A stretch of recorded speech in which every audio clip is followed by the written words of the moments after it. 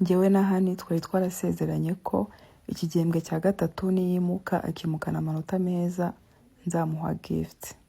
So promesse yamaye ko azimukana amanota meza yayubahirije, yatsinze, yimukanye amanota meza cyane, yaje mu bagatanu ba mbere.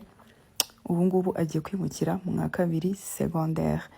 Uyu munsi rero nagiye mu mujyi ngiye kumushakira gift yo kumushimira ko yashimishije umutima wanjye. Mbora gift namuha mpita nibuka ko akunda ibipupe, mpita mugurira igipupe. Ndavuga iki gipupe n'ubundi mu rugo aba ari wenyine, aba afite irungu.